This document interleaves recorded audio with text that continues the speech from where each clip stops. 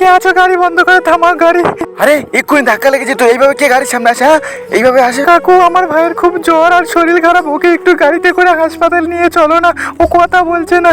না একদম না, ওরকম গাড়িতে লিফট দিও না। আরে বুঝো না, বাচ্চাটার শরীর খারাপ, ঠিক আছে? ওকে ডাক্তার বাড়ি নিয়ে যেতে হবে, নাহলে যদি কিছু বাড়াবাড়ি হয়ে যায় ওকে লিফটে। আরে বোন যাও যাও, তুমি পিছনে ওঠো ওঠো, তাড়াতাড়ি গেট খুলতে পারবে না? আমি লেবে যাচ্ছি, দাঁড়াও আমি গেটটা খুলে দিচ্ছি, তুমি আস্তে আস্তে ওঠো, ঠিক আছে? তোমার ভাইকে ওপরে শুইয়ে দাও বা বসিয়ে দাও, আস্তে আস্তে। বারণ করছি তো। হ্যাঁ বোন তোরা বসে যা, আমি দরজাটা দিয়ে দিচ্ছি, ঠিক আছে? ওর দান আমি এক্ষুনি স্টার্ট দিচ্ছি, এক্ষুনি হাসপাতাল নিয়ে পৌঁছে যাবো। ভাই তুই কথা বল। ভাই কথা বলছে না কেন? কাকু তাড়াতাড়ি চালাও, আমার ভাইয়ের খুব শরীর খারাপ গো, অনেকক্ষণ ধরে কথা বল। হ্যাঁ মা এক্ষুনি জোরে চালাচ্ছি, তুই একটু বস। চালাবে না একদম, তোমাকে তো আমি বারণ করছি, ওকে লিফট দেবে না। আরে কি বলছো তুমি? এসো, আমরা তো ফ্রি টাইম আছি, সেই তো আমাদের। তো আমাদের কাজ নেই, তা কি হচ্ছে? আমরা ঘুরবো, তারপর এরকম লিফট দেবো দিয়ে সময় নষ্ট করবে? আরে তুমি বোঝার চেষ্টা করো, বাচ্চাটার মুখের দিকে একবার তাকিয়ে অন্তত কথা বলো, তার শরীর খারাপ, তার ভাইয়ের, ঠিক আছে? ওকে ডাক্তার বাড়ি এক্ষুনি নিয়ে যেতে হবে। আমার অত বোঝার সময় নেই, ঠিক আছে? এইসব গরিবদের এরকম লিফট দেওয়া যাবে না, ঠিক আছে?